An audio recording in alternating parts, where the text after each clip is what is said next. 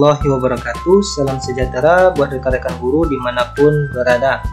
Di video kali ini saya akan memberikan contoh soal-soal AKG sesuai dengan simulasi yang telah berlangsung kemarin, di mana soal-soal AKG ini sebisa mungkin saya buat mirip dengan soal simulasi AKG kemarin. Di sini saya tidak bermaksud menggurui Bapak Ibu guru, tetapi saya cuma hanya sekedar berbagi dengan Bapak Ibu guru jika itu memang bisa bermanfaat. Sekilas, saya lihat soal-soal simulasi AKG kemarin, 90% hampir sama dengan soal-soal pretest PPG tahun 2019 yang pernah saya ikuti kemarin. Jadi Bapak Ibu guru, silakan simak pembahasan soal berikut ini. Baik Bapak Ibu, kita mulai di soal yang pertama. Kita mulai dari soal yang lumayan mudah, ya. Pilihlah satu kata yang tidak memiliki kesamaan karakteristik tertentu dengan tiga kata lainnya. Jadi kita disuruh untuk memilih kata yang tidak memiliki kesamaan karakteristik. A. Pisang, B. Melon, C. Apel, D. Alpukat. Jadi di sini kita disuruh memilih satu kata yang tidak memiliki kesamaan. Sama-sama kita tahu Bapak Ibu bahwa keempat ini merupakan buah, tapi kita disuruh untuk memilih satu kata yang tidak memiliki kesamaan. Menurut saya jawabannya adalah A. Kenapa? Karena memang kalau kita lihat karakteristik pisang bentuknya panjang, sementara melon, apel, dan alpukat bentuknya bulat. Ya, jadi jawabannya menurut saya adalah A, karena yang diminta adalah kata yang tidak memiliki kesamaan karakteristik. Melon, apel, dan alpukat memiliki karakteristik bulat, sedangkan pisang memiliki karakteristik panjang. Jadi menurut saya jawabannya adalah A. Mungkin Bapak Ibu ada jawaban lain, silakan tulis nanti di kolom komentar.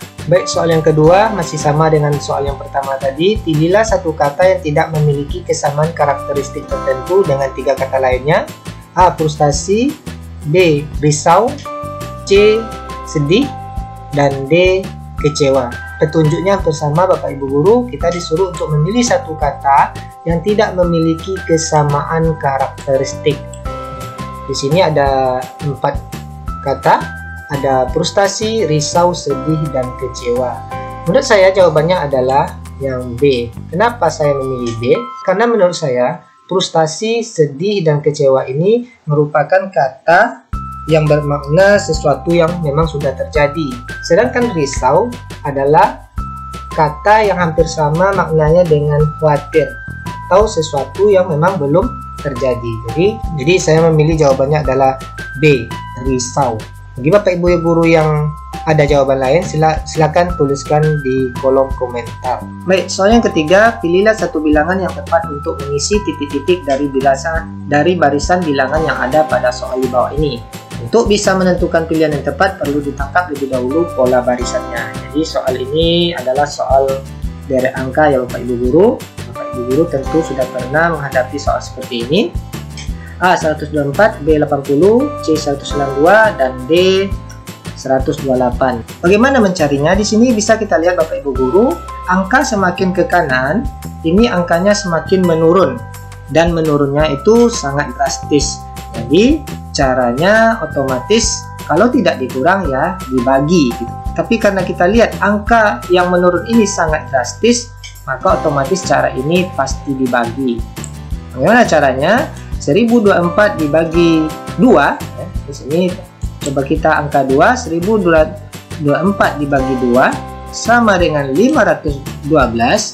Di sini juga kita coba bagi 2, 64 dibagi 2 sama dengan 32. Di sini juga 512 dibagi 2 sama dengan 256, dan 256 dibagi 2 sama dengan, nah jawabannya adalah 128. Jadi jawabannya adalah 128 atau D. Baik, soal yang keempat adalah semua kepala madrasah adalah sarjana, sementara kepala madrasah adalah guru. Jadi, A. Sementara guru adalah sarjana, B. Sementara sarjana adalah kepala madrasah, C. Sementara guru adalah kepala madrasah, dan D. Semua guru adalah sarjana. Jadi soal yang keempat ini adalah soal silogisme ya Bapak Ibu Guru.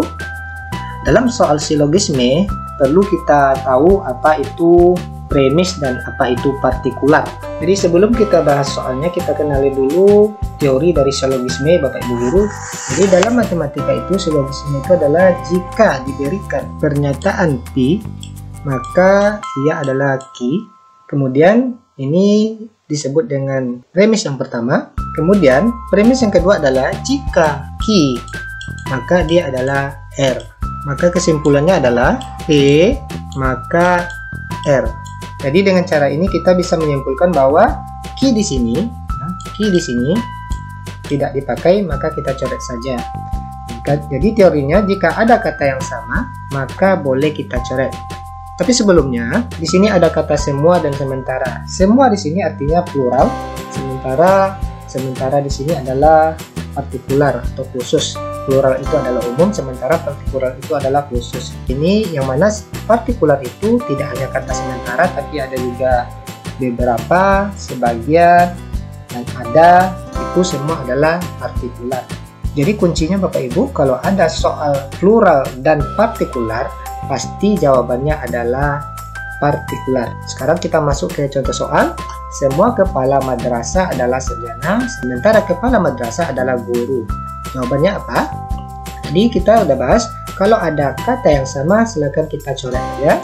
Jadi di sini ada kata yang sama, kepala madrasah, kita coret saja. Dan kunci yang kedua adalah kalau seandainya soalnya plural, premis pertama yang premis keduanya adalah partikular, pasti jawabannya adalah partikular. Jadi ini kita coret saja. Sekarang kita lihat yang A, sementara guru adalah sarjana, ini betul. Sementara sarjana adalah kepala sekolah, berarti kita salah karena kepala sekolahnya sudah kita coret. Sementara guru adalah kepala madrasah. Sementara guru adalah kepala madrasahnya juga sudah kita coret. Berarti jawabannya adalah yang A. Jadi itu contoh soal silogisme yang bisa Bapak Ibu temukan kemarin dalam soal simulasi AKG. Baik, yang kelima Bapak Ibu Guru, pilihlah kesimpulan yang paling tepat dari pernyataan-pernyataan yang tersedia pada soal di bawah ini. Semua kertas gambar sangat berguna. Sebagian yang sangat berguna harganya murah. Kesimpulannya adalah A. Semua kertas yang gambar harganya murah. B. Semua kertas yang harganya murah adalah kertas gambar. C. Sebagian kertas gambar harganya murah. Dan D. Kertas yang murah sangat berguna. Bapak Ibu Guru, di soal nomor 4 tadi kita sudah membahas tentang silogisme, yang mana jikalau ada premis umum dan premis partikular, yang mana premis umum yang ini, sedangkan premis partikular yang ini, pasti jawabannya adalah premis partikular.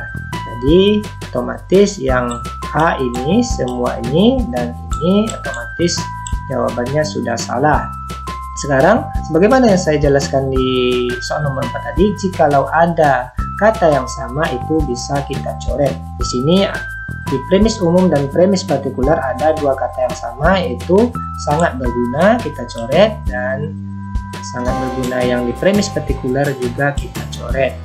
Tinggal lagi kita ambil kesimpulan, sebagian kertas gambar harganya murah. Jadi bisa kita ambil kesimpulan bahwa jawabannya adalah C. Baik, kita masuk ke soal yang nomor 6 Bapak Ibu Guru. Pilihlah satu bilangan yang tepat untuk mengisi titik-titik dari barisan bilangan yang ada pada soal di bawah ini. Nah, kita masuk ke soal deret angka lagi. A9, B8, C7, dan D6. Bagaimana cara menjawabnya Bapak Ibu? Kita lihat dulu pola deretnya seperti apa. Kalau kita lihat di sini, 32 ke 30 itu adalah minus 2, 30 ke 19 itu adalah minus 11, sedangkan 19 ke 17 itu adalah minus 2. Jadi bisa dipastikan angka di sini adalah minus 11 Bapak Ibu. Jadi polanya seperti ini. Sedangkan angka 31 dengan 20 adalah polanya juga sama, ini adalah minus 11, dan 20 ke 18 adalah minus 2, dan Bisa dipastikan di sini adalah minus 11. Jadi jawabannya adalah 18 dikurang 11 sama dengan 7. Ini jawabannya adalah, yaitu adalah deret angka ya Bapak Ibu Guru. Itu tadi cara mencarinya Bapak Ibu Guru. Selanjutnya kita masuk ke soal nomor 7. Sebuah keluarga memiliki 4 orang anak yang bergelar sarjana pendidikan, yaitu Arman, Azman, Budi, dan Darman. Arman meraih gelar sarjana pendidikan sesudah Azman, Budi meraih sarjana pendidikan sebelum Darman, dan bersamaan dengan Arman. Pernyataan berikut ini yang benar adalah Darman meraih gelar sarjana pendidikan sebelum Azman, Arman meraih gelar sarjana pendidikan sesudah Darman, Azman meraih gelar sarjana pendidikan sebelum Darman, dan D. Arman meraih gelar sarjana pendidikan bersamaan dengan Darman. Adapun cara mencarinya Bapak Ibu Guru cukup mudah. Caranya yaitu di sini ada kata kuncinya Arman meraih gelar sarjana pendidikan sesudah Azman. Berarti bisa dipastikan Azman lah yang pertama kali mendapatkan sarjana pendidikan, setelah itu disusul oleh Arman. Ya, Arman. Setelah itu Budi meraih sarjana pendidikan sebelum Darman. Otomatis Darman terakhir ya, dan bersamaan dengan Arman. Jadi Arman dengan Budi itu sama-sama mendapatkan gelar pendidikan di tahun yang sama. Jadi dari urutan ini bisa kita lihat bahwa Azman lah yang pertama kali mendapatkan gelar sarjana pendidikan dan disusul oleh Arman dan Budi, dan Darman yang terakhir. Jadi pernyataan berikut ini yang benar adalah Darman meraih gelar sarjana pendidikan sebelum Azman. Otomatis ini salah. Kedua, Arman meraih gelar sarjana pendidikan sesudah Darman. Arman meraih gelar sarjana pendidikan sesudah Darman juga salah. Ya. Azman meraih gelar sarjana pendidikan sebelum Darman. Azman meraih gelar sarjana pendidikan sebelum Darman. Ini betul. Ini betul. Sedangkan yang terakhir, Arman meraih gelar sarjana pendidikan bersamaan dengan Darman. Ini juga salah karena Arman itu meraih gelar sarjana pendidikan itu bersamaan dengan Budi. Jadi jawabannya adalah C ya Bapak Ibu Guru. Itu soal nomor 7. Baik, soal nomor 8. Dalam suatu ujian nilai Rara lebih tinggi daripada Sinta, Reni mendapat nilai tertinggi, nilai Joko lebih tinggi daripada Rara, Sinta mendapat nilai lebih rendah dibandingkan dengan Rara, tetapi lebih tinggi daripada Sinta. Jadi petunjuknya di sini sudah jelas Bapak Ibu. Urutan kelima anak berdasarkan nilai dimulai dari yang tertinggi adalah, jadi kita disuruh untuk mengurutkan nilai anak dari yang tertinggi. Jadi di sini Rara lebih tinggi daripada Sita. Jadi kita urutkan saja Rara lebih tinggi nilainya daripada Sita. Sedangkan Reni mendapat nilai tertinggi, berarti Reni tertinggi. Ya, mendapatkan nilai tertinggi. Nilai Joko lebih tinggi daripada Rara, berarti Joko berada di bawah Reni. Sedangkan Sinta mendapat nilai lebih rendah dibandingkan dengan Rara, tetapi lebih tinggi daripada Sita. Berarti Sinta di sini karena dia lebih tinggi dari nilai Sita dan di bawah Rara. Urutan kelima anak berdasarkan nilai dimulai dari yang tertinggi adalah, jadi dapat kita lihat di sini jawabannya adalah Reni, Joko, Rara, Sinta, dan Sita. Jadi jawabannya adalah B, Bapak Ibu Guru. Baik, sekarang kita masuk ke soal 9.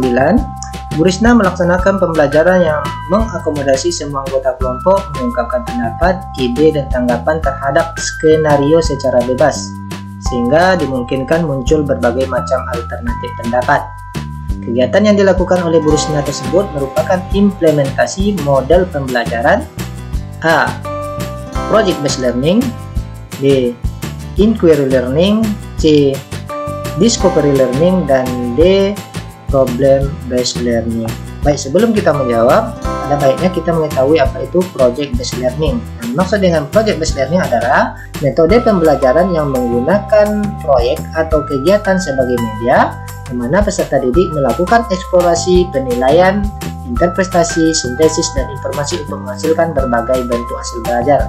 Sedangkan yang dimaksud dengan inquiry learning adalah aktivitas sistematis dalam pembelajaran yang mengharuskan siswa untuk berpikir dengan cara analitik, kritis, dan kreatif agar bisa mendapatkan solusi dari permasalahan yang diberikan secara input. mandiri. Sementara yang dimaksud dengan discovery learning atau dalam bahasa Indonesia disebut pembelajaran penemuan, di mana aktivitas pembelajaran akan dipresentasikan kepada siswa secara langsung, namun siswa dituntut untuk memahami materi secara mandiri dengan menggunakan metode tertentu. Sedangkan yang terakhir adalah problem based learning atau PBL, adalah sistem pembelajaran yang berpijak pada masalah yang dihadapi siswa pada saat proses mendapatkan ilmu pengetahuan. Ini berfungsi agar siswa bisa mandiri dalam menemukan solusi berdasarkan masalah yang ada. Jadi, kalau berdasarkan pengertian ini bisa kita simpulkan bahwa di sini Bu Risna menggunakan model pembelajaran problem based learning. Baik, soal yang ke-10 atau soal yang terakhir, kriteria keberhasilan belajar siswa ditentukan dengan menggunakan kriteria ketuntasan minimal atau KKM. KKM adalah rata-rata setiap unsur dari kriteria yang ditentukan. Untuk menentukan KKM diperlukan faktor-faktor A. Kompleksitas indikator, daya dukung dan kemampuan guru. B. Kemampuan guru, sarana prasarana dan inteks siswa. C. Kompleksitas indikator, daya dukung dan inteks siswa. Dan D. Kemampuan guru, tingkat kesulitan kompetensi dasar dan inteks siswa. Jadi, dalam KKM harus ada 3 komponen yang kita jadikan ukuran, yaitu yang pertama adalah tingkat kompleksitas atau kesulitan atau kerumitan dari setiap indikator. Sini ada kompleksitas indikator. Yang kedua, ada daya dukung.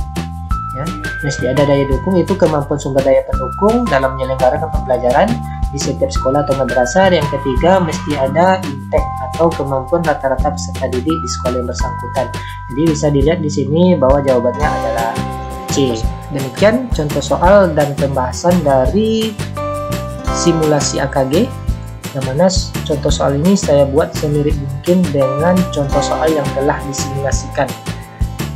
Dan ini merupakan bagian yang pertama. Semoga ini bisa bermanfaat bagi Bapak Ibu guru, paling tidak untuk menambah bank soal Bapak Ibu guru, karena saya yakin soal-soal seperti ini sudah biasa Bapak Ibu guru dapatkan. Semoga ini bermanfaat. Mohon maaf jika ada salah pembahasan. Saya ucapkan Assalamualaikum warahmatullahi wabarakatuh.